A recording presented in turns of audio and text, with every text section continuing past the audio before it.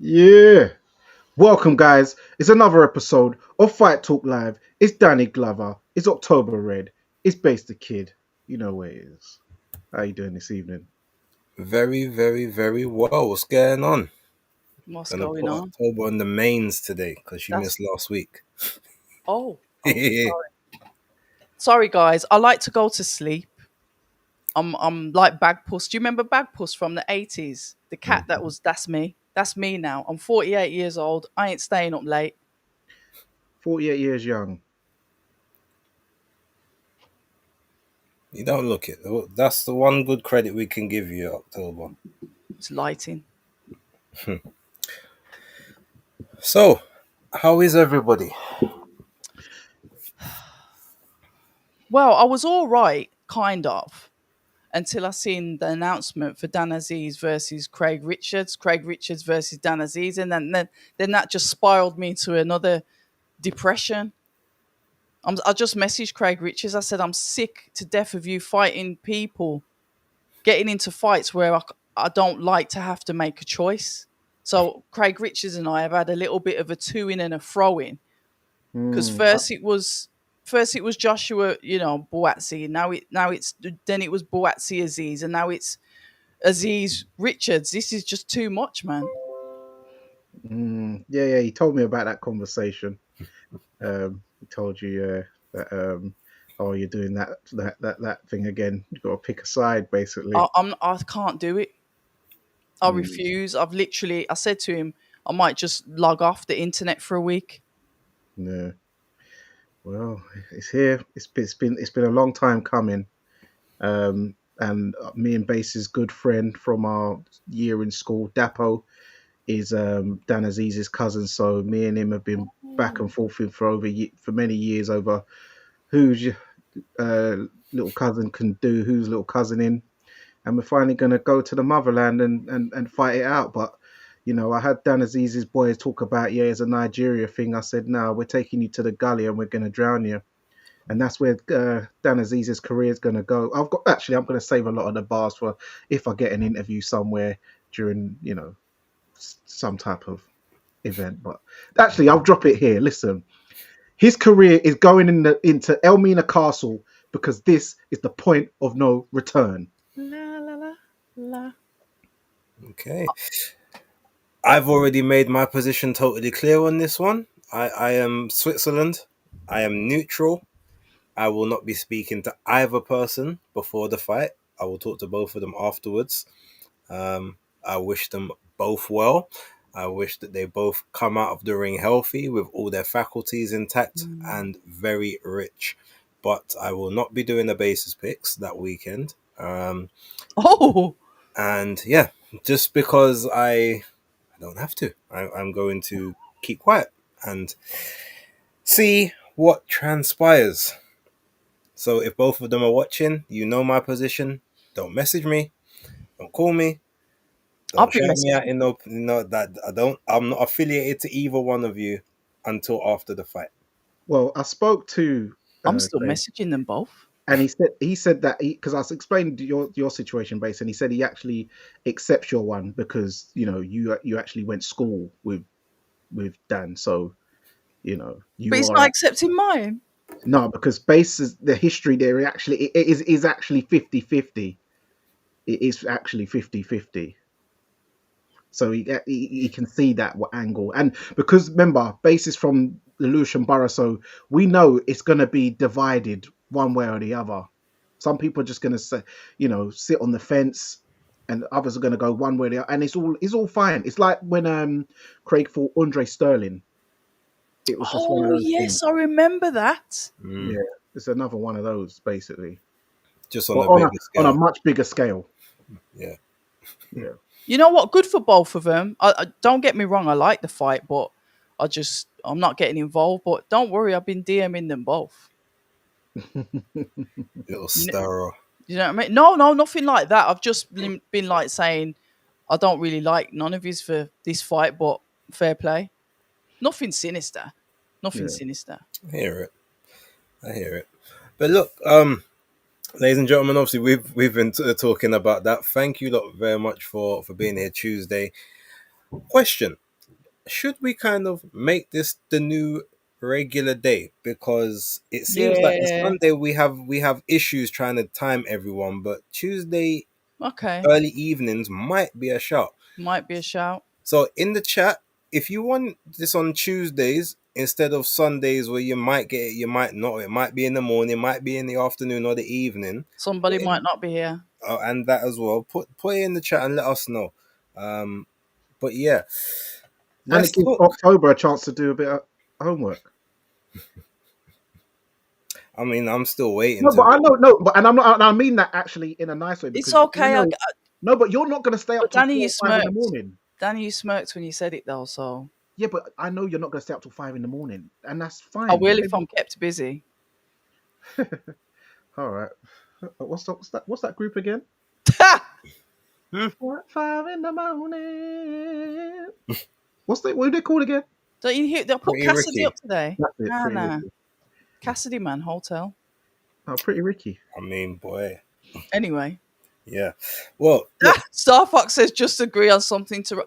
Can I just say a massive like thank you to Star Fox who comments such funny things on my posts, and it really does make me smile. If it's not on this channel, it's on my own channel as such.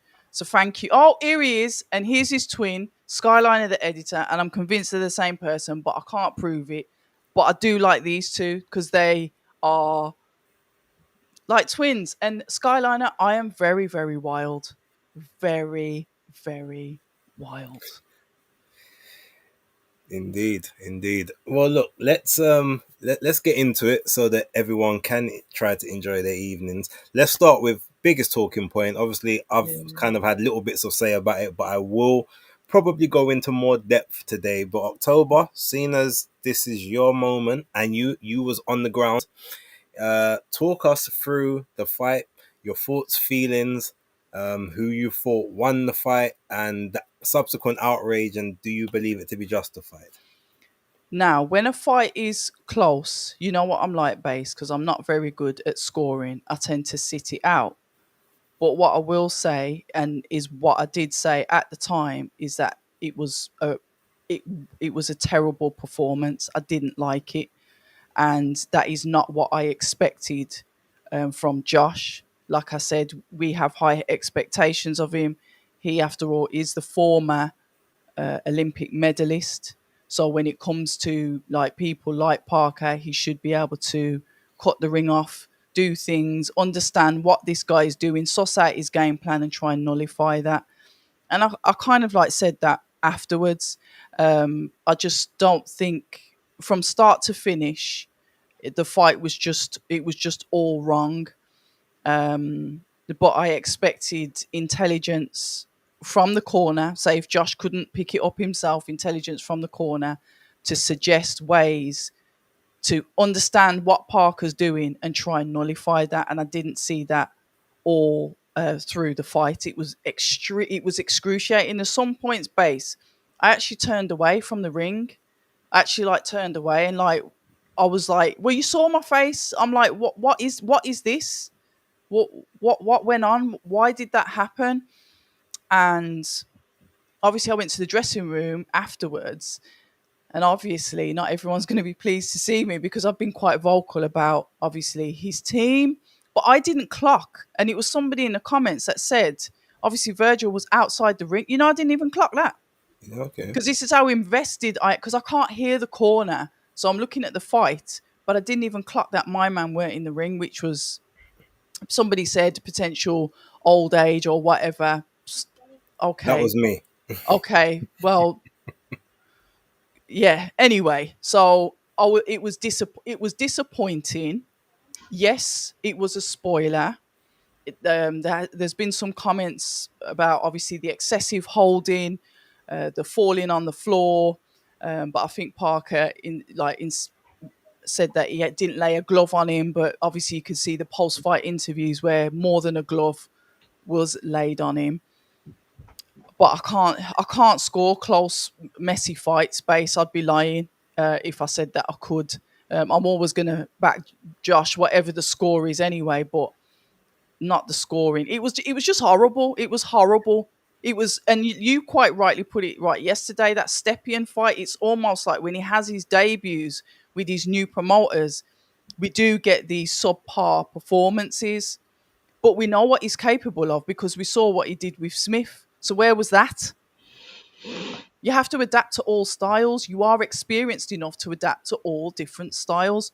But I didn't see the superiority and the adaptability in this fight.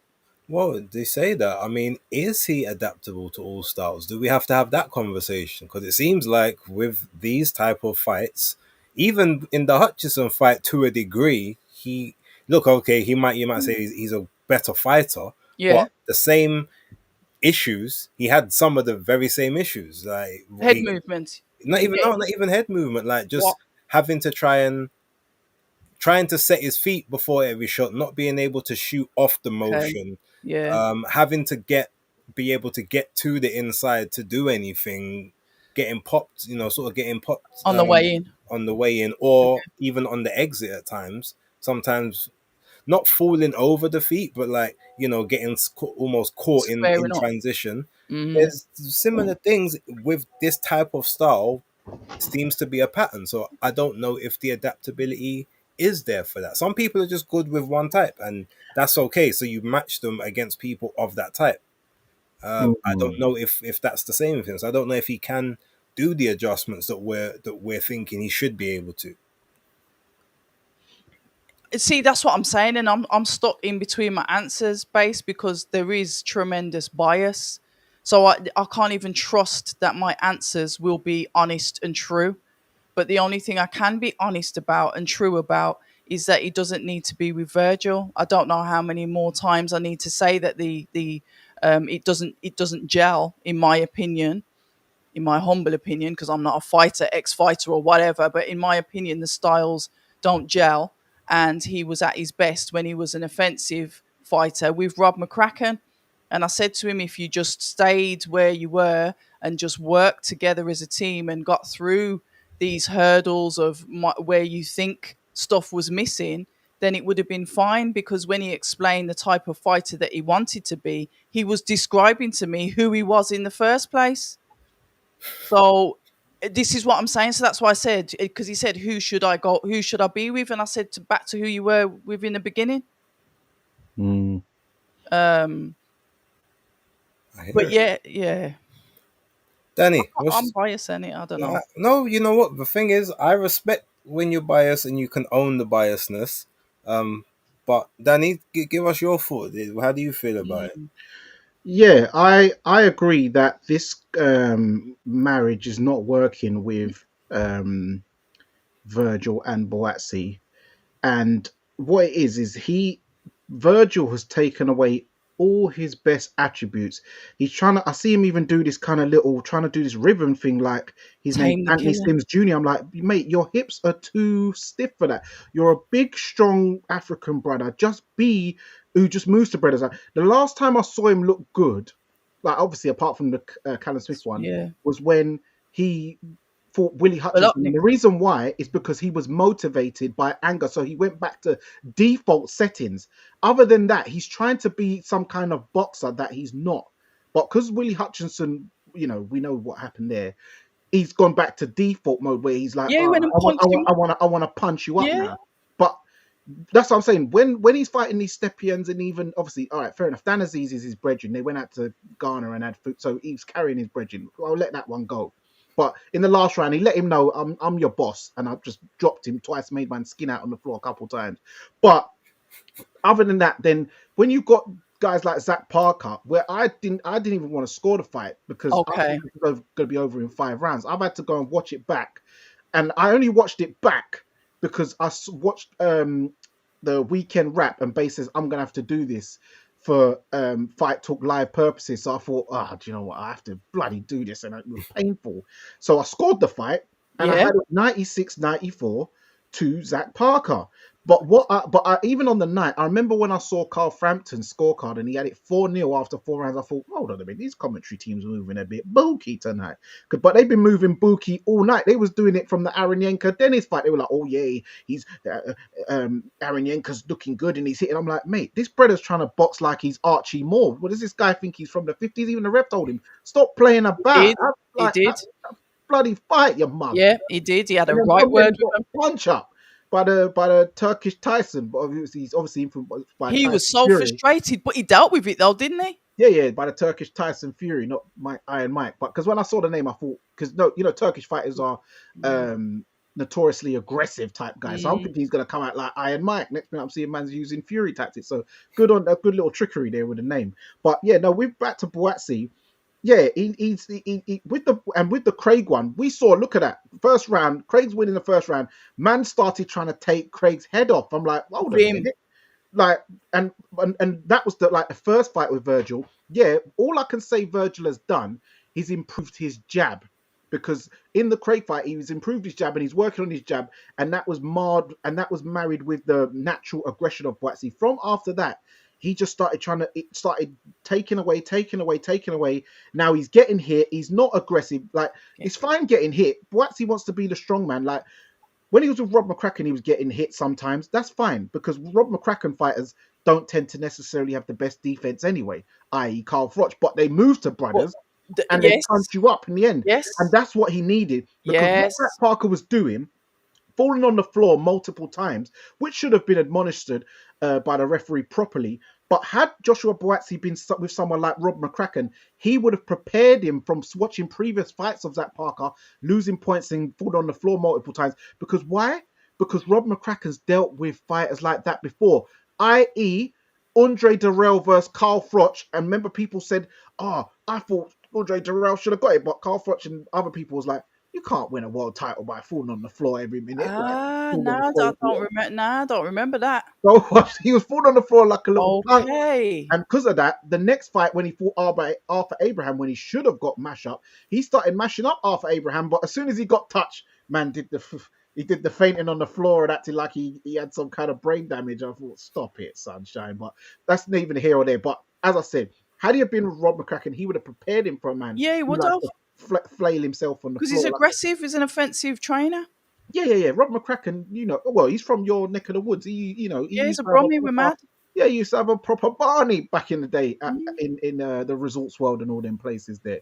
It was one of his fights why the reason why they stopped doing shows in Birmingham, because it kicked off in the crowd and it went absolutely ballistic back in the day. So, yeah. We do love a bit of a rumble. Yeah, rumble, young man, rumble. But yeah, Buatsi, if he fought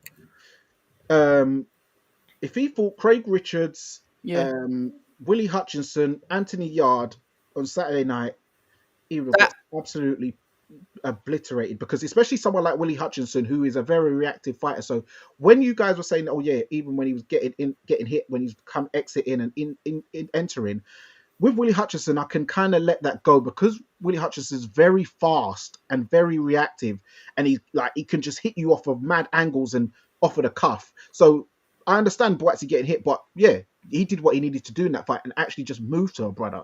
Now he's not moving to why are you starling brawling with man like Zach Parker? Like, it was, and another thing a few people mentioned, I think Bass was one of them as well, actually, is why he keeps doing these weird 10-rounders as a main event. Bass mentioned that, yeah. Yeah.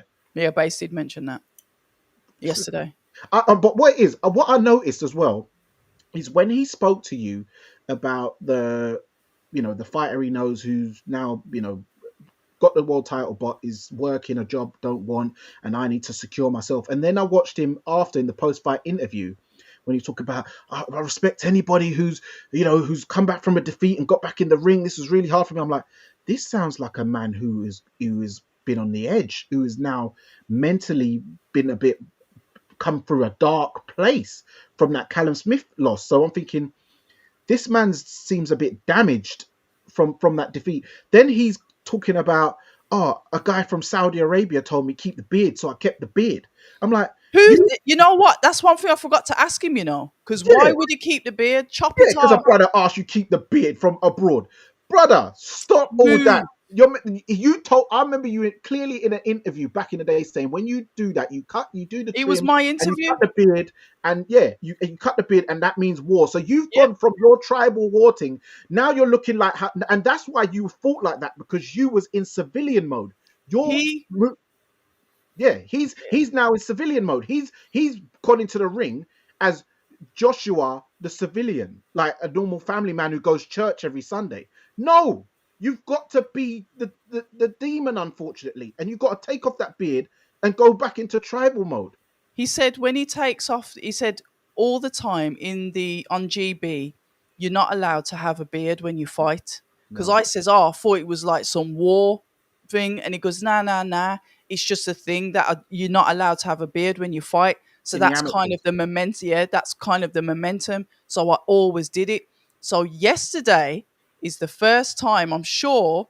Not yesterday. Weekend's the first time I'm sure he had the beard, and I'm like, but it was only after when I got home. I thought, hold on a minute, my man didn't chop his beard off. And he had some weird trim as well. It weren't even Don't, neat. don't, That was like some coming to America don't. thing. Oh, just make it nice We're and not neat. now. You're getting into slander now. No, no, come on, man, nah, because Nah, I'll allow the no. beard thing, but you No, can't. You can't be on no, here no, slandering my man no, about no, trims, no, Danny. no, because this is stupidness. Go back to being yourself, Josh. You need to go back to being. And the thing is, I shouldn't even be coaching you because I should be looking for a rematch interest to get Craig the victory back. But I like watching Josh, and I Stop like him as a this. person, and I like seeing him. Like when I watch, it's like what you said. Fans, we like to see Joshua Boatsy because he Be matches himself. Where is it when? Where's the same Joshua Boatsy which basically nearly wiped out what's his name? That brother. Santos, No, not even Santos. Bolotniks. No, Bolotniks. no, the Liam Conroy when he just slammed it like his head nearly come off of his shoulders. Then he iced out the soldier boy Santos. Then he's Yeah. mashing up Bolotnik like and viciously when he mashed up Tony Avalon in one round where it took Anthony Yard 8 rounds. You get there with Anthony Yard See, trying to be some kind of boxer. Anthony Yard's gonna punch you up. I'm being real. You need to stop all this. Go he's back not. to He's being not. your No, original self, no one's man. going to punch him up because he's going to learn from his lesson on the weekend, and he's going to be absolutely fine. Oh, And he'll be Toba's back in in mother mode Birmingham. now. She's protective. He'll be back in Birmingham. No, sorry, he'll be back in Sheffield with Rob McCracken, and we're all going to live happily ever after. And he's going to be the demon that he can be because he's only 32 years old. I actually thought he was older than that, so I was quite happy when I heard that he was 32. That actually made me feel better. That's it. Yeah, He's but the 32 problem though. is he might be an older 32 than some men that are Oh, 37. Yeah, because We don't know because he's not born here. maybe the peak is well. I wasn't referring to the passport, but maybe his peak. He's already hit that peak of his performance, and everything from now is downhill. We've got to nah. wait for the Oh, next fight to find out. yeah, I can't accept it. I'll never accept it. Okay, I hear it. I'll Don't ne- get me I, wrong, I don't want that to be right, but we mm, have to look at potential. It could be the case. I But don't. no, I will not accept that. shout out Dwayne Sinclair because he did a post today on Did he? Twittex where he pulled up the Oh, the refs rules or something. rule book, yeah, from the British Boxing Board of Control, where it's Mm, about persistently ducking below the waistline, intentionally falling without receiving a blow, failing to break when so ordered, or striking or attempting to strike an opponent on the break. Yeah, hitting below the belt, but yeah, that's neither here or there. But yeah, so this is why judges may have scored some of these rounds the other way, even though But as I said, it's that whole Andre Darrell, Carl Froch effect. You can't win a fight moving like a punk. he wasn't. Yeah. I'm talking about Zach. Oh, yeah, yeah. Yeah, he's moving like a punk. He's falling on the floor. So the judges ain't going to give it to you. So yeah, I scored it 96, 94 to Zach, but when you're moving like that, the judges ain't going to make you win a fight like that. Big Frank said that he thought Zach won as well. I nearly threw up my coffee when I watched that. I Yeah, I saw that. was like, no, no. Uncle Frank, no. Yeah. Yeah, but listen, Boatsy, just go back to being yourself, um, and you need to make some serious changes because I like your fighting style, your real fighting style, Same. and you can do some serious damage and achieve your dreams. But unless maybe you're not motivated and you don't want to fight anymore, I don't know. Maybe you've got different plans and you want to be a humanitarian because I know he does a lot of work back home. If you want to do that and you want to get the money and run, then just let us know and I won't invest anymore. Nah, he does want to fight. All right. Does he? Yeah. Not a lot of the interviews that he's given recently have given that vibe that he's really in it for the fight and just not in it for the business. I Well, mean, to be honest, look, when your nickname or what your name is just business, that kind of tells me that sooner or yeah. later it becomes more about that than it becomes about the accolades. He said it in your He interview, did. Red. Like He you did. can't. He said the accolades ain't gonna pay the mortgage when I'm finished, and it didn't pay for my friend who Hmm. won all the championships and now ain't got no money. So maybe he's literally thinking because he's now undefeated, he's beaten. Sorry, he's no longer undefeated. That Mm-hmm. maybe now it's time, okay, to just accumulate whatever you can because possibly you're just not going to get to the promised land. I'm not saying that's the case, but maybe he's thinking that way. Let me just get all the Skrilla I can now because I thought I was there like to be the next up. Clearly, that may not be the case if someone like Callum Smith at the age of 36, 37 is 36, beating me. yeah. That might be what he's thinking. So, okay, let me just accumulate the wealth and get out of here with my health intact. Again, I'm not saying he is saying that. Yeah, yeah, I hear But what you're saying. and I only say that because I don't want him to feel a certain way. Like, but these are the questions we have to ask. And unfortunately, as I said yesterday, one of the best things about him before was that he would have a fight and it would be a fight. So Yeah. he was a lot of people outside of the community would say like, yo, he's about as dull as dishwater for interviews and as a person he just seemed like dull, but in the ring he could go. Now we ain't got either. And the only saving grace was the fact that the Callum Smith fight, because it was fight of the year contender, he didn't really lose any stock in that loss. And that was fortunate. But some of the fights before that, people, the stock went down. It went up in the defeat in there, but now it might have gone back down again with this controversy. So unless he can be a bit more of a personable person outside the ring with the interviews and show the personality that we've seen him have, he might not be able to connect with people. So that marquee value might go down. So there's a whole lot of things that could be playing and weighing on his decision right now. Well, hopefully I'll get to speak to him soon anyway. I don't think he'd mind me saying this, but he's invited me to come down to his gym to do some bits with him down in Croydon. Yeah, he did that on your interview, so we did Okay. see that. Yes. Yeah. Maybe I was in that much shock. I don't even remember what was said. Yeah, no, he did. Yeah. Because even Hotshot said your face because I don't know, I've got bad NVCs and it. So Hotshot looked at me. This is before I went into the dressing room for the interview, and he goes, "Your face." Like he was laughing at my face and it because I was just like, "What have I just watched?" I was in like total shock. Do you know what I mean? But what I will say, and I know that they do because I met his family. I had the pleasure of meeting his father, his sister, and his uncle-in-law, and they were the most beautiful people that I've met so far when it comes to family members in boxing. His uncle, his auntie's husband, said, "I know you." And I went, "Do you?"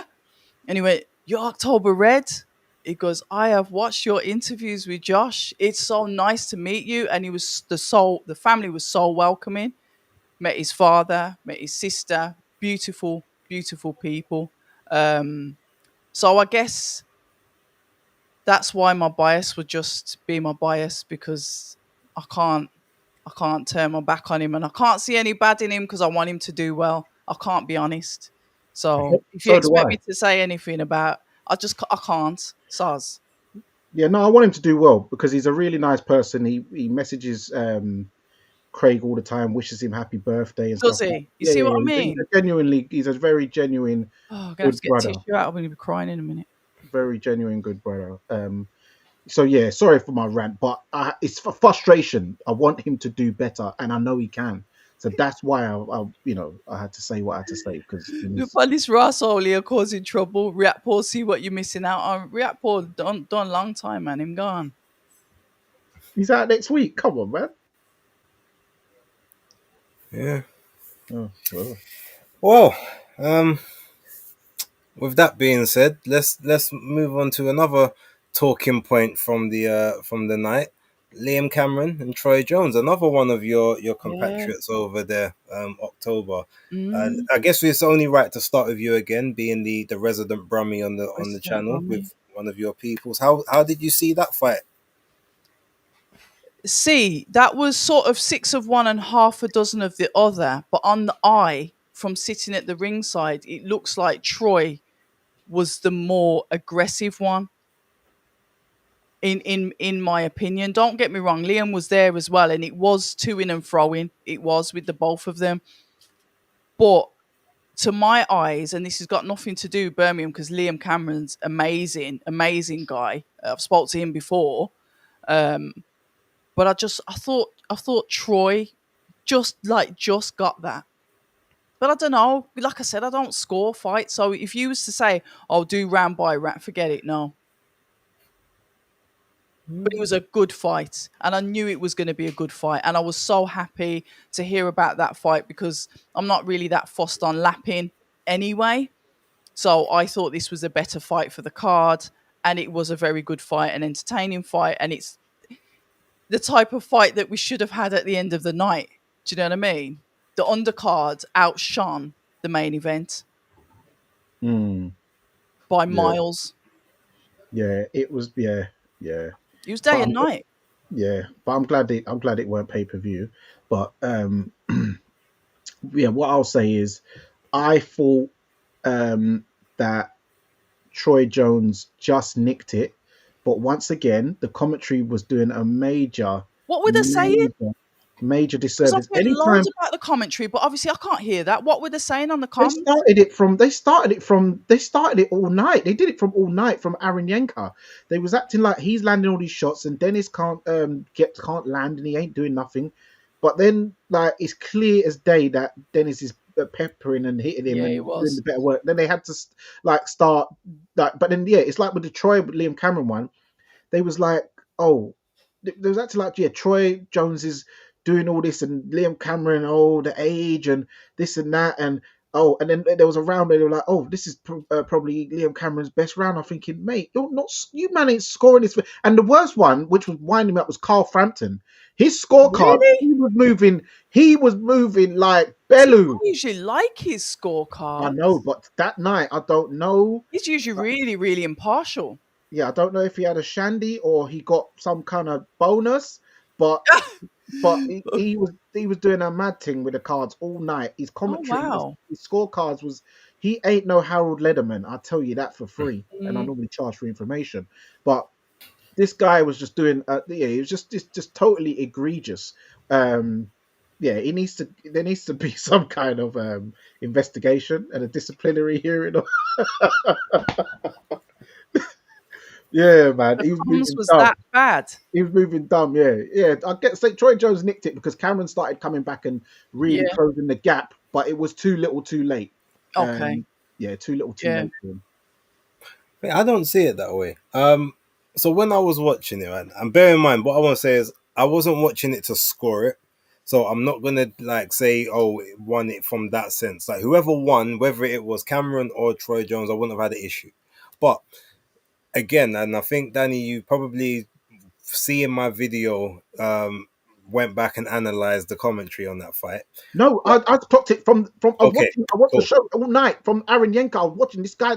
This commentary was just doing stupidness all Okay, night. cool. Because I was looking at it, and the same way that Danny's talking, like we've seen that Liam Cameron is a person. First couple rounds is always the high guard, takes some shots, just kind of Mm-hmm. walk forward, see what he can take Just and what he out. can absorb. Mm-hmm. And sometimes it works in his favor, sometimes it doesn't because he starts too late. That's always been an issue. But I saw from like round 3 onwards, he started doing what he was doing with Ben Whitaker in that first fight and what he did with Letting his Lyndon hands go. Arthur.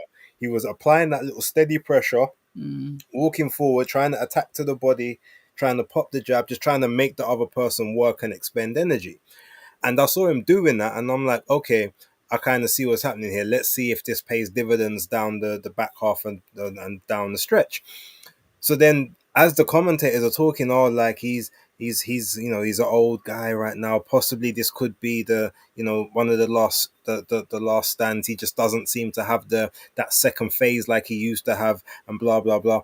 And I saw them saying this on rounds where I saw, in my opinion, he was winning those rounds, landing the cleaner shots, landing the shots that seemed to be hurting Troy Jones, and it or at least, and it was and the time is they was actually, it was at times when he was mashing up Troy Jones's face, We and saw they're still that. saying this exact same thing. So we're like, hold on. So how is he so far behind and he just can't pull the trigger and blah blah blah? Yet Troy Jones looks like he just been in a car accident. I don't understand how that works. So then, I think it was the 7th round, where I've literally put out a tweet, and I've said, like, are the commentators just reading from a script or something? Because they clearly aren't watching what I'm watching. This Okay. guy, like, I see this guy ramping up the pressure, and as soon as I kind of put the tweet and was pressing send, all of a sudden they were like, yeah, this might have to be this, they might have to call it quits, like he just doesn't seem to have it anymore. Oh, but this does seem to be his best round in a long time, like right towards the end of the round. And then all of a sudden the round after, oh, he's coming back into this one. Oh, but it's like, you saw him coming back into the fight 4 rounds too late, because he was doing this 4 rounds earlier. Earlier, yeah. So when I saw it, I was just like, okay, something ain't right here. And then again, I didn't really pay too much attention to the Lyndon Arthur commentary, but the fight itself was just a great fight to watch. Beautiful. And then, but then there was more sort of that same kind of commentary in the last round, in the last fight. And Darren Barker was having a stinker. Obviously, Carl Frampton was having, Adam Smith seemed to be having a stinker as well. He's had a few. I feel like he's only good when there's those highlight reel moments. Outside of that, he doesn't really offer anything insightful. But yeah, they were just, it almost just felt like they was on payroll. But it's weird because they only seem, and I don't want to have conspiracy theories here, but they only seem to have these stinkers on Queensberry shows. Like on Matchroom shows, you don't really hear them talking about, like, or being very very one-sided to either the A side, or painting the mad negative narrative to the B side. It always seems to be Queensberry when there's okay, this fight is supposed to lead to this fight, whereas on the Matchroom shows they seem to be a lot more, it is what it is, because I think they just realized that, anyone can get beat on a Matchroom show. Whereas on Queensberry, if you get beat as the A side, something's wrong, because they matchmake to get you to the point where you get to not just the next fight. They matchmake you to the point where you can get your title shot. If you win the title, brilliant. If you don't, oh well. But that's how you get match made with Queensberry, as opposed to Matchroom.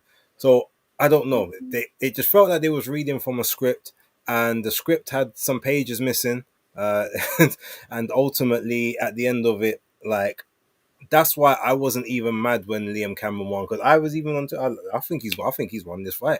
I saw him doing good work from the 3rd round onwards. I'm not saying he won every single round from the 3rd onwards, but I saw what these people seem to see five rounds later. So the fact he then won, I said, I ain't got a problem with that. But maybe that's just me. I think sometimes the commentary is biased on both sides, but granted, to be fair, I do quite a lot of watch along, so I'm not listening to the commentary because I'm doing my own. So, but I do remember Matchroom commentary also being biased at points as well. But I do get the logic around what you're saying. There's a potential carrot at the end of it, so you steer it in a certain direction. But I'm convinced that I've heard that not just on Queensberry shows. I think there will be certain people that will always they will play the company role. Yeah. Tony Bellew's one, Carl Frampton's one, Darren Barker's one. Mm-hmm. Like they are ultimately like lads, jobs for the lads. And Johnny Nelson's one. So Johnny Nelson on comms, not on comms, but in his when he does certain interviews and stuff, he does the company stuff. He's been accused of that many times. But he plays into it. He's got his company man shirt and the brand, so he's he just has fun with it. I feel. Yeah. Like Dev Sani. Yeah. He's more of a Yeah, troll. Dev don't care. Yeah. Yeah. But yeah, no, I've definitely heard it on Matchroom shows, but yeah, when it But I'm just saying, not to the same level. Like, it seems to be a lot more egregious on Queensbury shows than Matchroom, in my opinion. okay. But I mean, maybe that's just maybe I don't watch enough of them. To be fair, I I need don't to start really. listening to commentary then. Yeah, there's too much. To be honest, I try and stay away from Queensbury shows apart from like the last 3 fights, because they usually got like 12 or 13 fights Yeah, on it the was card. like I ain't 11. got time to sit around for all that. Like, I like the matchroom thing because they, you might have 7 or 8 bouts. You got 4 on the before the Main. bell, and then you got 4 on the main card. Mm. That's nice. I can handle that. I don't need like 7 and 8 6-rounders and a 2 4-rounders, then 3 8-rounders, and then a 10 and a 12 coming on at like 11:30, 11:45. I still remember Lyndon Arthur and Anthony Yard, the second fight. Them man didn't even get in the ring till 11:30. Yeah. Or 11:45. Copper Box was ready to close at 1. That was a good thing that Anthony Yard got the stoppage so quick. Like, we would all got stopped. So, like, we all get kicked out. So yeah, it's just. But you know what? You know the good side of that though, Base. What? And somebody did mention about like the 5,000 fights on the card. But I said, you know what? If the shows, like the local shows, are still going on in quick succession, that's like 22 geezers that got a payday. Do you know what I mean? Some of them. I hear that. And because, yeah, you ain't got to tune into all fights, have you? Well, the thing is, on the Queensbury card, you kind of do, because they normally got 8 fights on the main broadcast. Yeah. It's UFC style, really. They have the. I don't mind. I don't mind. They have the. What's it the thing? You know, UFC. They've got the before prelims. Then the prelims. Well, yeah, they got the pre-prelims, Oh, then the okay. prelims, then the main card. Well, maybe that's what they're doing then. Yeah. Oh, they need to stop. I don't mind.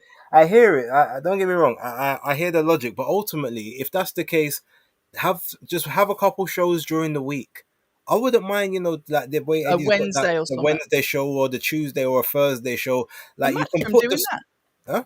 Matchroom are doing Yeah, the on the Wednesday show, aren't 17th. they? Yeah. So I'm saying you can do that. Just put the lower level guys on those cards, but you can have them higher up the card so they get a bit more of they understand what it's like to main event or what it's like to be in the prime time slots. Do that, but then save the weekend cards, especially the cards that we're paying the big subscription for the bigger fights. I'm not saying they have to be the household fights, but the fights that mean something. The little 3 and 4, the 4-rounders. Most people ain't caring about those. They don't care about you when you're at that level unless you've got a mad following from before, which ain't from boxing anyway. So, well, unless you're Nathan Heaney, I guess. Yeah, but even I just feel like especially them younger ones, it makes more sense for them to be on smaller cards or cards away from TV. Like, let them develop away from the spotlight. We don't need to see what they're doing. That's been a common argument recently. Somebody else has said that. Don't have the fresher talent on TV. Build them away from it. I've heard that recently, but honestly, I don't mind 11 fights because all I think about is these guys are getting their little bit of money. No, all you think about is the possible content you could get. Yeah. Do you see me get all? You reckon? Running up the. I'm joking. What's it? 5-hour lives. No, I'm joking. Oh, you mean the watch-alongs? Well, Yeah. if I did them, then yeah. No, I'm not messing. I was thinking that when you're in the building, but no.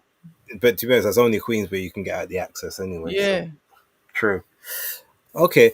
Well, look. Let's sort of wrap up that card. Let's obviously talk about Lyndon Arthur and Brad Ray. Probably fight of the night. I feel like is fair to say. Dan, give your thoughts on that one quickly. Yeah, that was my main event, in my opinion. And that was a fight where that was the only fight of the night where the commentary were on point. But I think the fighters forced them to be on point because there was no opportunity. Because the first round, I felt the commentary going into that, I feel would have probably been siding with Lyndon. They wanted him to win because he's more, Queensbury known, etc., etc. So the first round, the jab working beautifully. He's got the best jab in the business. Bop, bop, bop, bop, bop, bop. Yeah, Lyndon, which was fair enough. So they was going to go with that narrative until the second round where, Brad Ray dropped him with a headshot something, you know, another person hasn't been able to do. But we will get to that closer to the 22nd because I've been screaming this. So, Jules, if you're watching this from Ring IQ, we need to have a conversation. Base, closer to the time, we need to have that conversation because I don't think he was actually one of the get against me, but I will be dropping content on that. So he got dropped. He got up, and then from then, Troy, what's his name? No, sorry, Brad. Rhea. He made a fundamental error in starting to, because he's dropped Lyndon Arthur to the head.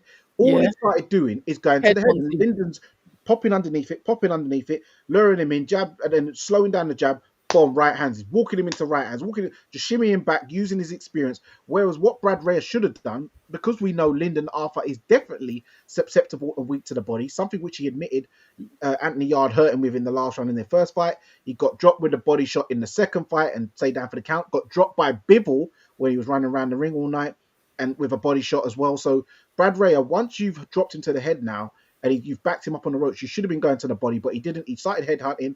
Lyndon's able to slip under, get himself back into the fight. But in the fourth round, he got rocked again. So he lost that round. Brad Rhea gave him that round. From then afterwards, Lyndon just started hitting him with clean right hands, jabs, landing good combinations, uppercuts, and then body shots at the end of every round. It's like he knew when the last 10 seconds was, then he'd fire a combination and hit him in the body right at the end of the round and leave something very eye-catching to the judges.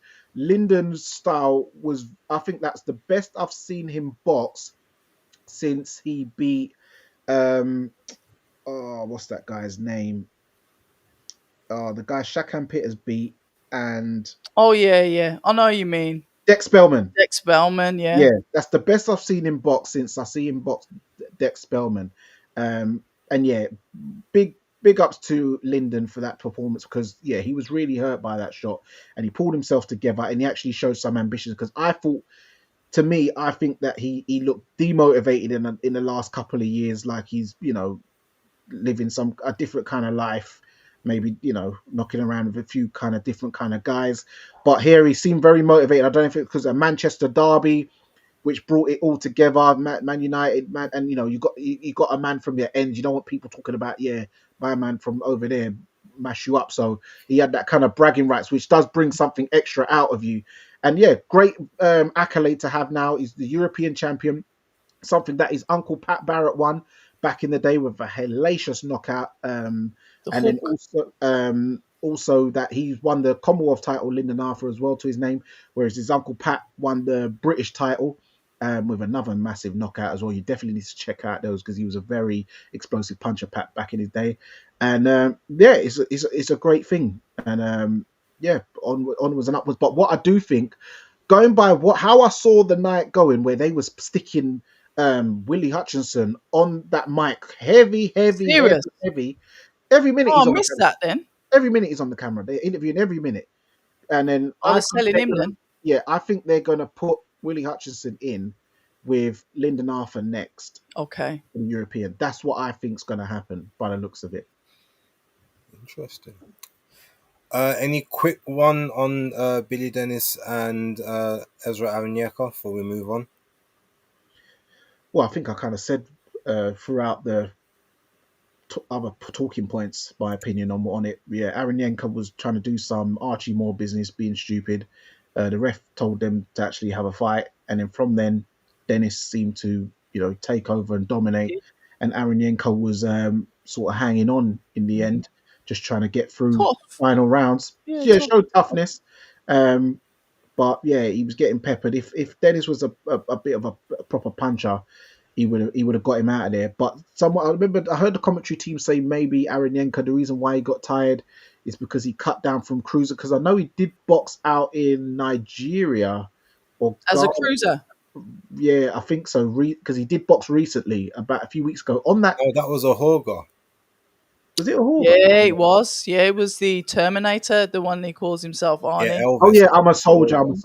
Yeah. But Aranyeka, he must have boxed as a cruiserweight in his last bout. I don't know if he went as high as 200, but he might have went to 190. But even that, to take off 15 pounds is gonna hurt you. But and I think that's why he didn't even make the weight. He come in 2 pounds over, which he got penalised for. And then he slapped the egg in Dennis's face. So that was funny. Is he gonna get a fine? I don't know. No, he won't.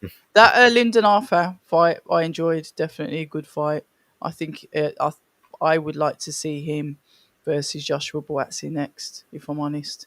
Okay. But I don't think that will happen because, like Danny's just alluded to, it's all about Willie Hutchinson at the moment. But if I was Frank Warren, I think I'd be putting those two.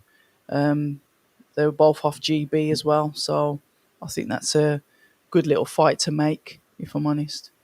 Okay. Fair And it's a enough. rematch as well. Sorry, because in the year that Joshua Buatsi won the ABA, is a little fun fact. He beat Craig Richards. Then he beat uh, L- Lindenoffer. Then he Mhm. beat some guy Tommy or something who didn't go pro, and then he beat Brad Ray all in that same year. So it's There you interesting. go, Fights Linden, then full it be full circle. yeah. And Definitely. fair play to Lyndon because he did pull himself off the floor. He said it when I spoke to him. This is a different fighter now. Because I said, "Do you feel like you lost your way?" I've said that to him, but he looks like he's actually he means what he says. So Yeah, he's that got was a refreshing to nutritionist see. now. Yeah, Okay, fair enough. All right. Well, let's talk about October's other favorite, Mr. Jordan Thompson, the troublesome one who right. seems to get on extremely well with the troublesome Red. So Mm, I know that was the only fight on that card you saw, which is good. But let's talk about that, Red. Let's get your yeah. opinions on him and Lenier Peril. You know the way like you put it, base. It sounds like I'm like running through these geezers, isn't it? Sounds a bit mad, like favourites and that. Well, you've admitted you have your favorites. I've only got one at the moment. Oh, But what I will say is even though Jordan Thompson lost, and I don't usually there's no second prize in boxing. There's a winner and there's a loser. I will say I was impressed with his mid range and defense. He's tied it up. He's been out the ring for 2 years. I was astonished that he was put in with such a challenge at heavyweight for his heavyweight debut. I actually believed he was being fed to the wolves again, and he stayed in there. He didn't win, and he got hurt. I thought he was going to go down. I think it was round 9. But what I did see is better work. He didn't look like he was out of the ring for 2 years. And I will shout out Daily Perales that has been with him alongside Don Charles, training him up. And when we talk about things gelling, I'm glad he's gone back to Don Charles. But I'm also glad that Don Charles has given Daily Perales an opportunity to be part of that team as well. Jordan, okay, he lost the fight, but Eddie Hearn's now saying, all right, then, let's see how he gets on with the British. So he's potentially going to try and feed him in there to the winner of Takivi and Clark, which would be interesting because I know that also Dakers wants to go for the British as well. So it could be quite a nice little cheeky little mix up with all of these guys fighting each other, which is quite interesting. But I'm happy for Jordan. He lost, but I'm happy for him because he didn't lose badly. you know the He lost fight well. I'd a fight that I'd actually like for Jordan Thompson. Now that Go he's on. managed to get the ring rust off, and he looks very very good up at heavyweight. Yep. Still shredded, not Yep. much fat on him, if anything. So Yeah, he's a big up to him monster. and the nutritionist. He looks more solid. He looks happier. He looks like Does. he's got some punch resistance now. Still not great because we still saw what happened in that ninth round, but it looked like his recovery or his ability to be able to survive seemed like his survival instinct seemed a little bit better. Yes. Um, and is it just me? Before I even carry on, did anyone else notice he still had the raised protruding cheekbones even at 230 pounds? His Like dad's got him. because no, but like normally that's a sign that you're making weight and you're drying out and you're having to cut down. But he's still got it there, which could tell me that he might actually have dropped weight to get to 238. Like he could all actually be a 255 kind of guy. Yeah, I can think he can be heavy, but his dad has got this exact same cheekbones, and his Right. dad's like big, more like solid. Okay. Okay. Cool. That's interesting. Um. But I think a good fight for him, or a fight I would like to see, Yeah. him versus Riakpo. Two massive punchers, Oh. two obviously like former cruisers, but Oh, like that's made proper the size hair heavyweights. stand up on my hands. Two massive, two massive punchers who don't always exhibit the The skill fine level, arts. but they both have that devastating right hand. I think that would be a Oh. great little fight, personally. Mm, interesting. October stunned into silence. Okay, so while October's having to think about that, look, I'll give Jordan his credit. Like, I thought that by the 6th or the 7th round, it would kind of, no, actually, to be fair, I said between 7 and 9. I felt like he would get taken out, and I was almost correct, because in that 9th round, it was looking techie, but he was lucky that it was towards the end of the round when those shots kind of came in. But very good. I felt like his movement was a lot better. Like, even though he's very sort of fleet footed anyway, and he's a good athlete, I felt like he actually moved quicker with the extra weight than he had before. Maybe that's a sign of the energy. Maybe they've been working on the fast twitch muscles in the calves and all of that. But everything seemed to kind of be gelling well, except for he was still selling out for me in the pocket. Now, considering the fact that Lenny Apero has exceptional defense, and he's a catch and counter artist. Yeah. He's what Dillian White was like, but just several levels above it from a technique perspective. Mm-hmm. Like, his guard, I was saying, I think I said it on my on Weekend Wrap. He's, to me, his heavyweight guard is second, or is on the same levels as Zhang, because neither of them ever actually get hit that clean to the face often.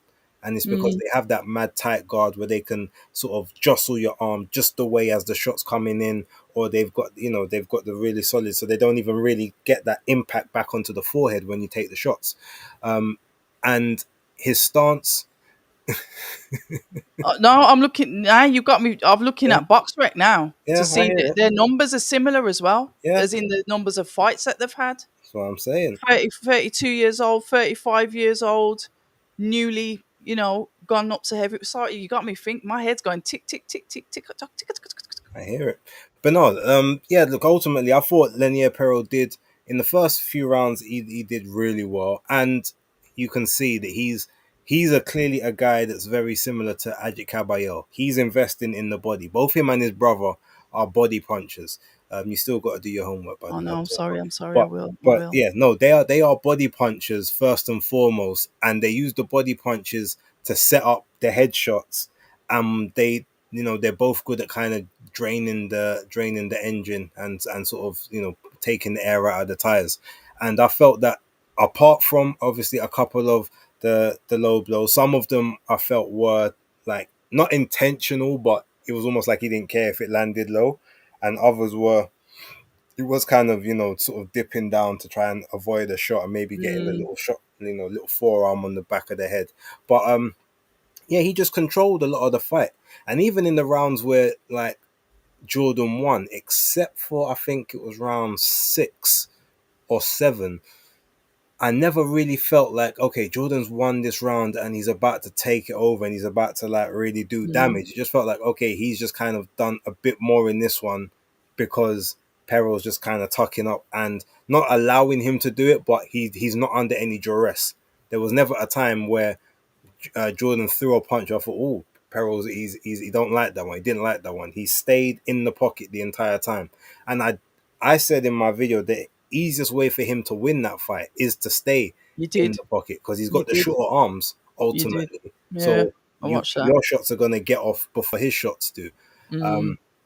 And that's where I feel like he did hold most of his success. Jordan did have some success from the mid range and a small amount from the outside, but Perel was very good at being able to slip a shot underneath and then come straight through with the counter, Yeah. especially even on the outside, which was very very interesting.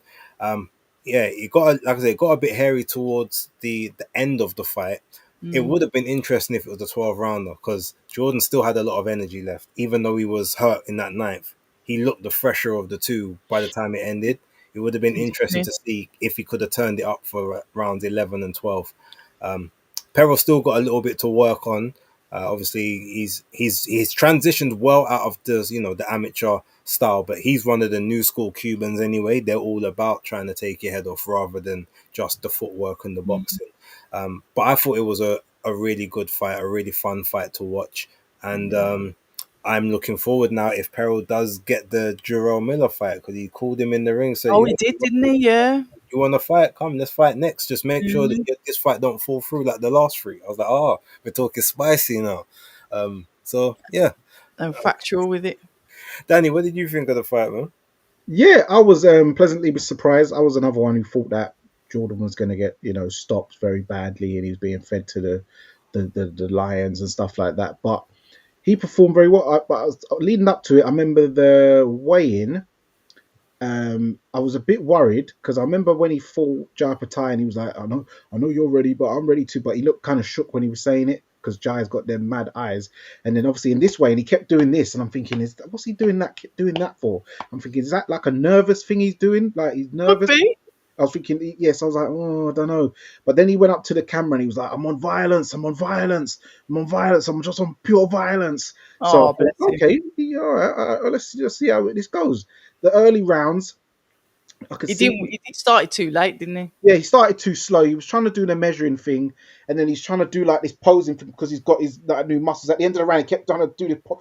He does that. But I know that move. That move, that's the thing I used to do that in the amateur. But it's when you're trying to get the trapeze. You're trying to get the trapezius out. He's always done that in his fight. Something that he does. That's the light skin thing. I know exactly what that is. Oh, come on, man. That's the pretty boy thing. Nah. I won't say light skin thing, but it's a pretty boy. I was about to say, October won't even defend that comment. No, you know what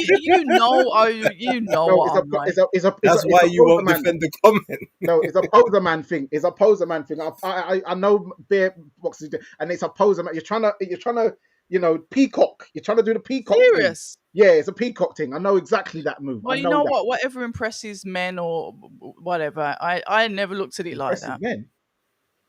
Well, I never noticed like he did it like that. Yeah. So he kept doing that, and then obviously he's talking to him. Jordan's talking to him in there and stuff like that. And what he should have focused more on trying to land punches and fight rather than talking to him and posing. A couple of even when he got the first low blow, he's looked at the ring and he's like, FUCK, but it's like he's not fully focused and locked in and stuff. Then there was another low. Well, it wasn't a low blow to me. He hit him on the belt and he tried to complain. The rest like, no, carry on, don't try it. Yeah. And then he's had to get back. He's like, it was like a football one, when they try to, and then when the ref goes, then they jump up. No spray needed. So what I'll rate though, as you said, big ups to Don Charles for taking him back and training, and then also big ups to John Charles for allowing Daily Perales to, because what Daily Perales did in that corner, because what Don Charles was saying, listen, you're letting him dictate the pace, you're letting him like bully you. Don't have it. You got to stick it on him. You got to do this. You got to do that. But Jordan's not really listening. Once Daily Perales stood over him and started shouting instructions, listen, and like gave him it. From that round on, that's when he started winning rounds. That's what I clocked. From Daily Perales gave him the mad speech, and Don Charles looked at Daily like you could see it's getting into him, so he's giving him the signal. He's like, listening. Keep going. You've tapped in on him. So from there, then Jordan started winning rounds and stuff like that, and he's actually doing all right and pulling it together. Then obviously he got caught in the ninth. It happens, Yeah. This boxing, isn't it? So he went swimming. Nothing wrong with that. And then he lost the 10th round, but he done very well, as Bay said as well. His recovery powers seem better. Obviously, we know that Pero is not a finisher as of such like Jai Patai, who's just going in and hammer and tong.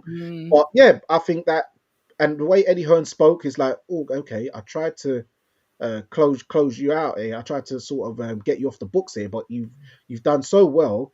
I'm going to give you. I'm going to have to let you back in again. Yeah, I'm going to give you another chance, and we can actually. I like that though. Do a thing. Yeah. No, I like that. I rated that. Yeah, He didn't commit to saying that he's re-signing him, no, but he says, "Listen, that's worth another goal." yeah, he'll do a fight by fight deal with him, and yeah, as long as Jordan performs, and I'm sure he will get Eddie will get him I think he'll get better with Daly. a softer touch than obviously someone like Pero next time out, get him a nice win and He stuff said like that. you'll get him at 8 rounder, didn't he? Says you'll get him at Yeah, eight, something, something like yeah, that. get him to blast that couple man or whatever, and then then he's back in the mix. So yeah, well done to Jordan, man.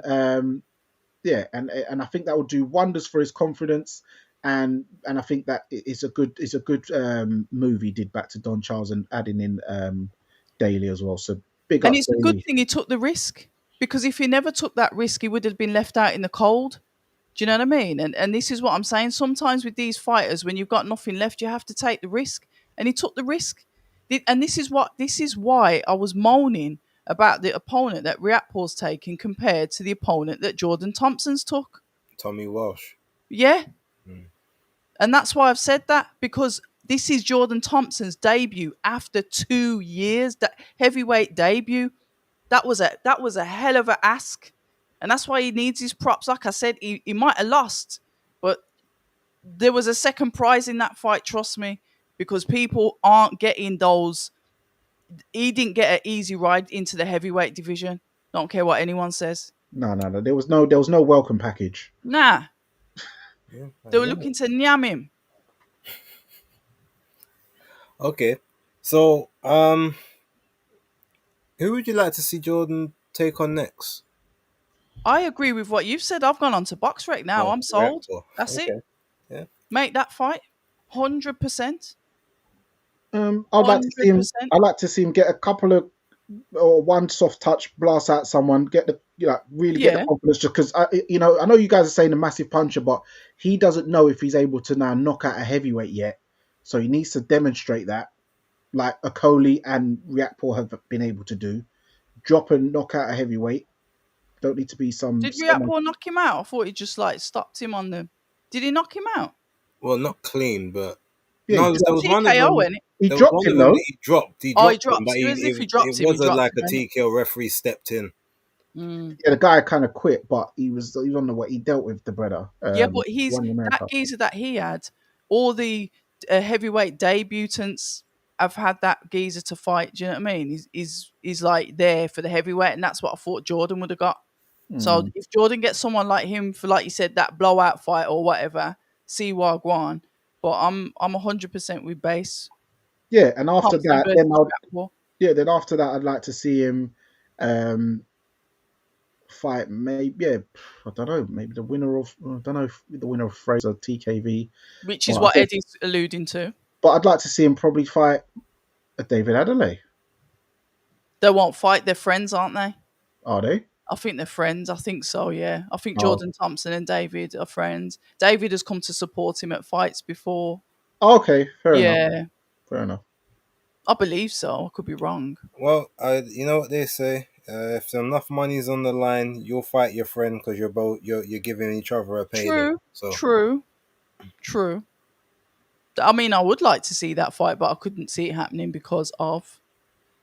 And I don't think it'd be enough money for David to fight his friend, because David's been very fortunate and had some very good paydays thus far. He's a businessman. couple Riyadh appearances will do that for you. Yeah. But even Jordan versus Dakers, Yeah, I mean that'd be a decent fight. I was gonna say so. I'm gonna leave that what, one. say it? We're all friends here, say it. No, I'm just thinking for back to Danny's comment, it's battle of the light skins, isn't it? Oh, no. Who's gonna reign supreme? Oh, God. Who's gonna be alpha?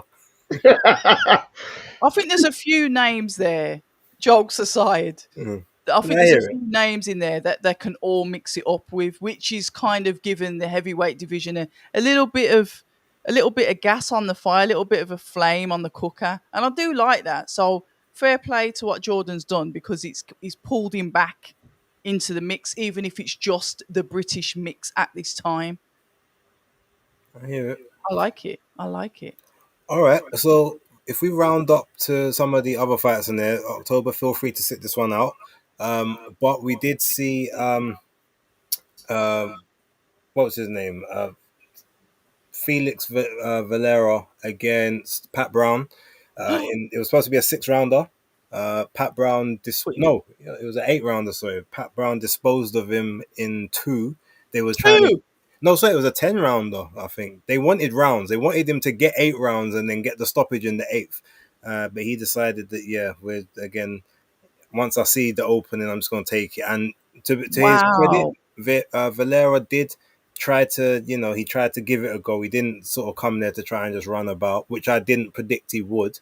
But I thought he would get stopped. I thought it would be a little bit later, about around sort of 5, 6. But once those shots started raining in, and the power, Pat Brown's counter punching, and his willingness to open up in the pocket is quite admirable, Yeah. but also quite scary. Yeah, it is. But he's crazy enough to do it, which is probably why it's gonna take a special fighter to exploit him, because most of the time in those exchanges, and I think Danny can attest to this, like the person who does the most damage is the person that's prepared to put it all on the line. It's usually, you will notice a lot of the time when you have those exchanges, one person is fully committed to the task regardless, and the other one maybe has a slight hesitation. And it's, even though it's a microsecond, you can kind of tell when one guy's thinking, damn, should I actually be in this situation? But by the time that they've had that moment to process, it's too late. They've been caught and they end up getting taken out, especially when it's a battle of the hooks. And Yes. I think because Pat Brown, he doesn't seem to have that in his head that, oh, this is probably a risky move here. It's just, I'm going for it. And he's fought like that from the beginning, hasn't he, Base? He's almost reckless. And even as an amateur, and the thing is, it's not even reckless dangerousness. Yeah, no, I was gonna say it is reckless, but it's like it's almost controlled recklessness, because his conviction is so much that this is going to work. Like, regardless, I am taking you out, regardless of what you. And I think even because, remember, Mike Tyson used to have the thing where psychologically he'd beat people before they even get in the ring. So it's like he could do something where he could put himself in a dangerous position, but the other guy is so in their head that they take that moment to, wait, why am I here? Next thing, bang. So I feel like it's a very similar thing with Pat, and because he's getting these knockouts now, it's only going to be when he gets to like a proper level, British, European, and fringe world, where people are going to be like, I'm not intimidated by your style or by the fact that you've got extremely heavy hands. I've seen that before. I know how to deal with that. So let's see what else you've got once that doesn't work. So that's where it's going to be a case of, we need to see, can he maintain his boxing fundamentals, and can he actually get back to his boxing when he needs to, or is he just going to always kind of now be the slugger? Because as fighters, a lot of the time you do what works for you, even though you've got all these other skills, you let them erode because you just focus on the one thing that you're good at, and you feel like you can just drag people into doing that one thing.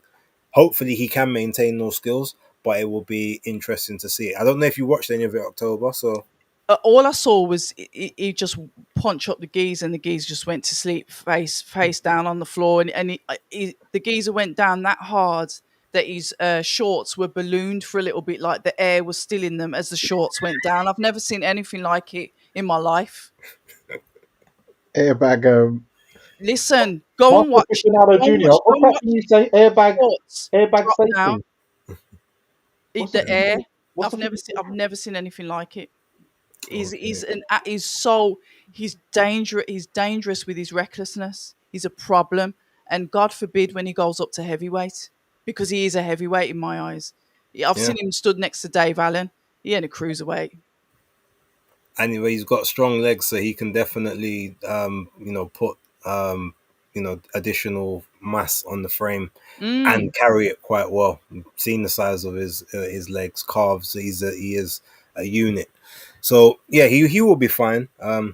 I would, a fight I would like to see, even though it's a bit early now, and because we're doing the fantasy fight, it don't matter. And this is me. I would love to see Pat Brown against Richard Torres Jr. Give me that fight. Yeah, go on. Give me that fight. Yeah, go on. That's just a carnage. Yeah, go on. that's absolute carnage, and I'm here for it. Have it. Southpaw, orthodox, both similar heights. I'm backing Brown. I'm not saying.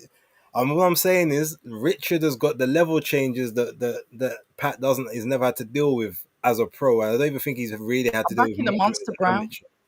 And also, does he? How does he deal with southpaws? Because he hasn't fought any as a pro yet. So I'm just saying, I would like to see that fight because it's got violence and Written fun all over it. written all over it. Base, you've picked some nice fights tonight, you know. I should be a matchmaker. Kevin Rooney should come to me for advice.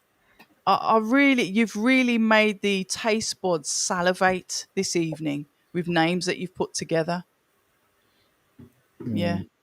What was your thoughts, Danny? Because Yeah, one thing I will say is I think that when he goes to heavyweight, he will definitely have to start putting the weight on the legs because his legs are actually skinny.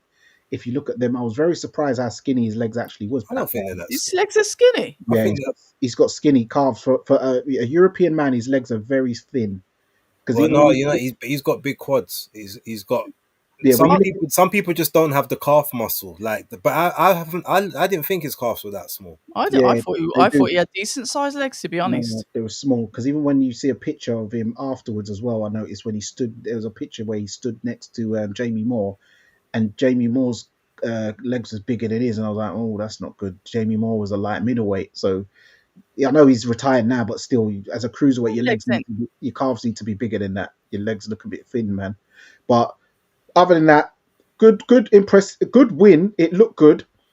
But we don't need to get too overexcited because at the end of the day, he did knock out a blown up light heavyweight who, someone who, he had a decent performance against Dimitri Bivol, but he was dropped against Maxim Vlasov twice.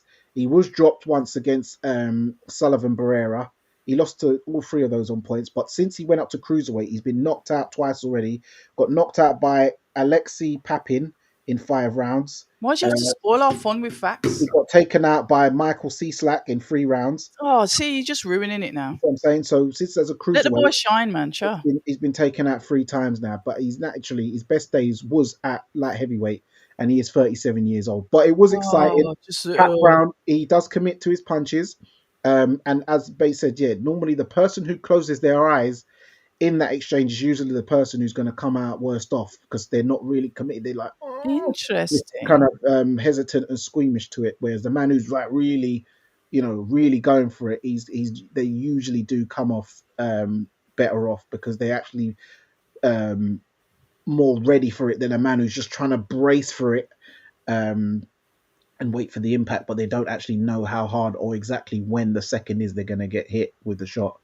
But But I see, obviously, Eddie Hearn is very happy with his investment in Pat Brown. And Pat Brown, I've seen some of his fights as an amateur, and he was definitely on that exchanging thing from then. So that's a thing he's carried through, and he's just on that rocking. So, yeah.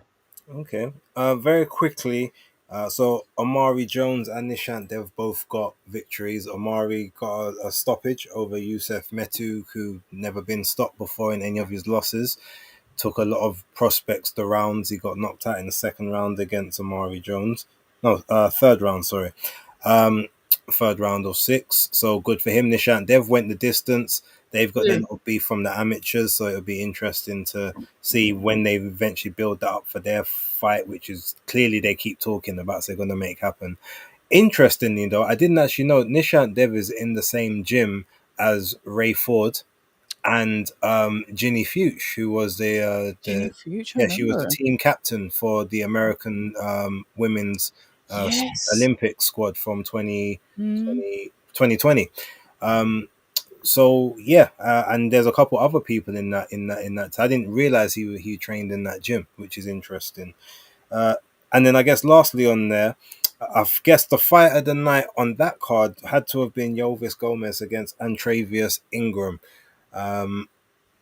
Now that was just imagine just the Lyndon Arthur Brad Ray fight on the other side of with just one person who's a bit more about skill, but like front runner, kind of getting tired, having to hang on towards the end, and the other guy coming on strong towards the end. But eventually it just ended up being they got a split decision draw out of it, so they probably got to run it back. But that was a very interesting fight. I thought Gomez won that fight, but what I'll say about Ingram is he's like a civilian who's just very strong, and I wish learned to box as a kid rather than taking up basketball, because he would be a very serious problem had he have learned how to box a lot sooner in life. But he's super tough, very durable, and his punches, they're so strange. They managed to get through, and that is a thing that a few people have said, and I've noticed that as well. Sometimes you'll get these guys that come in the gym that are like no bouters, probably had one spar or something, and they throw these punches in weird ways, and they end up busting your nose in your mouth, and you're thinking, how did these shots even land? You're not even skilled. Where maybe the other person is so skilled and so used to shots coming from technical aspects, like block like that, because it's all coming from Matrix. make normal angle, but it's all coming from normal angles, like pads in it. Pads is usually one way, but because someone's throwing, like, like Madonna throws these weird shots, these shots are going to hit you because no one trains for things like that. You're not sparring people who punch like that. So that Ingram guy, he's actually very effective with his strange style, but it is very effective. But yeah, I think he's got a decent future. But I did think the Cuban guy Gomez won that fight, in my opinion. Okay. All right. So before we end, and thank you to everyone who is still tuned in and locked in and watching, let's just quickly, however you want to address it, talk about obviously now the cancelled bout between Jake Paul and Gervonta Davis. Whether the people were excited or not, it was I guess a big fight for the for the cards. Obviously Netflix or free, everyone had access to it. Jake Paul is moving the date of that proposed bout, or the card itself, into December, and he's looking for possible opponents. We can briefly touch on obviously the Gervonta Davis scenario, but I would more be interested to discuss the fact that they've put out offers to a bunch of other people to see who they can kind of get to draft in for that fight. October, I'll give you the floor just for your kind of general opinion on maybe that situation, or who you think he will get in to try and salvage and save that event. To be fair, I hadn't really paid much notice to the fight in the first place, even though it is what it is. People will tune in. It was one of them that I probably potentially watch the highlights the day after. I think Gervonta Davis probably needs to look at some therapy with these issues that he's got, where, allegedly he likes to put his hands on women and not necessarily as much on opponents. So I think he needs to have a look at some therapy regarding that, because he's one of these guys that could potentially have been something real and positive in boxing, and he's self-destructing. And that's me being as polite as I can be towards somebody who's been accused of domestic violence. As you know, I'm not a fan. In regards to Jake Paul, I think he's put the feelers out for Francis Ngannou. Obviously, there was a potential mention of Anthony Joshua, which, the way his name's been thrown around, it just seems like he's a bit of a cash out at the moment, if I'm going to be honest. But whatever, Jake Paul's going to make money because that's what he does. It's a shame that he can't fight Andrew Tate, because I probably would have enjoyed that more. Speaking of, like misfits or unconventional boxing, but at least Jake Paul's getting in there with fighters, even if they are 10 stone lighter than him. Danny, what's your thoughts, man? Yeah, I wasn't really interested in the fight. It didn't really have that much of a good build up, in my opinion. Gervonta wasn't really interested in it. It's like someone put a battery in his back for the second day, where he had to try and talk a bit more. But other than that, it went cold anyway. So him being cancelled and scrapped doesn't really do anything for me. I would, the Andrew Tate one, when I saw that, I thought, oh, that could be a bit interesting. Two very controversial, eccentric kind of characters. But other than that, getting guys like Ngannou and Joshua, they just splatter someone like Jake Paul. So it's not really interesting, is it? I think Andrew Tate would be more of a fair fight, in my opinion. You know that they put out a feeler to Rolly Romero I don't know Would if they? I don't know if he'd accept it, but to be honest, if I was him, I would maybe because I don't think he wants to fight Shakram Giasov, so maybe he might decide to drop that WBA belt and take a money fight with someone like Jake. But look, the entire situation, I will keep it very brief. This is like the 10th time that there's been some kind. There's probably more, but 10 times in public record where there's been some sort of situation between Davis and a woman, whether it's an assault or a aggressive, or even the when he hit the pregnant woman and then drove off and in the car, as in like he hit as a hit and run with the pregnant woman. All of that stuff there, I can't. I've got no more Yeah. for him. It's one of them ones, and Yeah. everyone's like, you're saying, oh, he said he wanted to go therapy. I'm like, nah, he was just trying to find excuses to not fight people. Small man, small heart, small mind. I'm not going to go any further into the analogies there, but yeah, good riddance. I'm gonna leave that one there. In terms of this fight card, though, I mean, look, he's got a month. He's gonna have to make sure. He's probably gonna be another smaller person, someone that maybe can at maximum maybe get to 170. I wouldn't be surprised if he ends up trying to offer someone from like one of the Misfits shows Yeah. and Yeah. and fighting someone from there. Him and Andrew Tate's massive. I mean, yeah, obviously that one it won't happen, but yes, but I wouldn't be surprised if you get I can't even remember the guy's name, the Mexican guy that's always on the Misfits cards, and he fought KSI. I'm sure someone in the chat. I know Philip will put the name in the chat for us, but the tall guy. Yeah, he's kind of tall. Pineda. tall and lanky. Pineda. That's it. Yeah, Pineda. Him. So I think I wouldn't be surprised you got someone like him, or maybe what's the the black guy's name who went over to Misfits, the proper boxer, but Idris Virgo. Oh yeah, Like yeah, someone like that. I wouldn't be surprised. I wouldn't even be surprised if they decide to try and run it back with like Tommy Fury, see if he can get his win back. Yeah, I know it's obviously not what the people want to talk about, but I will say the only reason I'm even bringing this up is because I saw something whereby he's basically snooping around Badu Jack. He's waiting for the outcome of Badu Jack and Noel Gavor's rematch to potentially try and offer him a fight. And then I think Badu Jack obviously would probably prefer that fight towards even fighting a Zerdo or a Jai, because that one you'd probably feel like he's got a lot more chance to win. So, yeah. Yeah, I even saw Ryan Garcia as a name in the hat as well, actually. Yeah, boxing's a mess. Right, what's his name? De La Hoya said, "No, that one can't happen because Good. he's got a contract to Golden Boy. Golden Boy got the contract to the Zone." So, but yeah.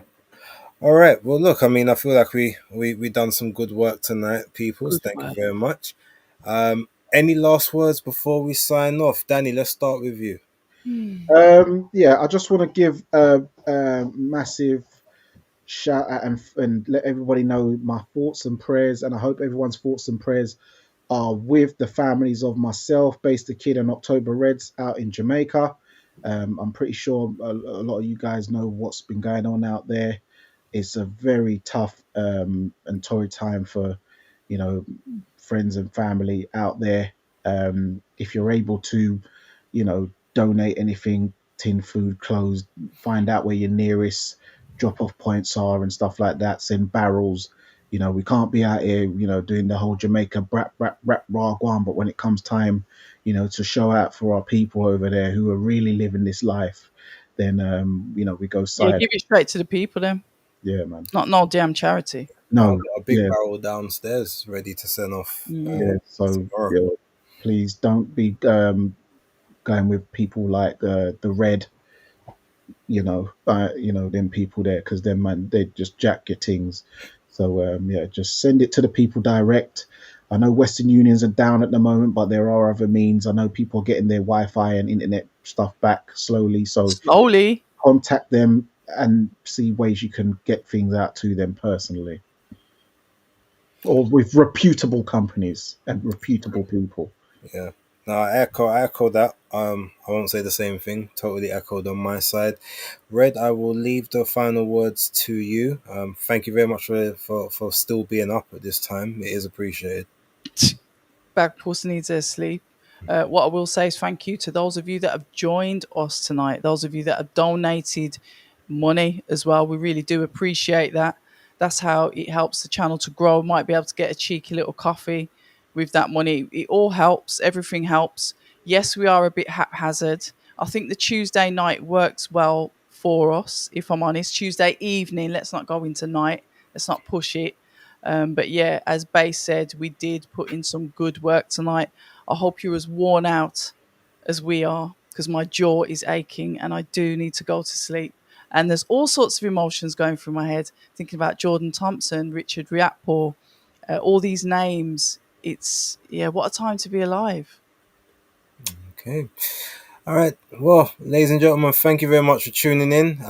Danny, we'll let you do the honors as you do like to do. But we will catch you, I guess, maybe next week, Tuesday. We'll see how this fits and see if you guys prefer it. We'll check the numbers. Grand arrivals next week, Tuesday. Oh, yes. Oh, yeah. Yes. Well, we could do it after that, because aren't they at like 6 o'clock? Yeah, it is around that time. Yeah, 5 o'clock, 6 o'clock. We'll talk about it afterwards. Yeah. Go for it, Danny. And there you have it, guys. It's another episode of Fight Talk Live. It's Danny Glover. It's October Red. It's Base the Kid. And remember, guys, persistence beats resistance. You know where it is. Ha ha.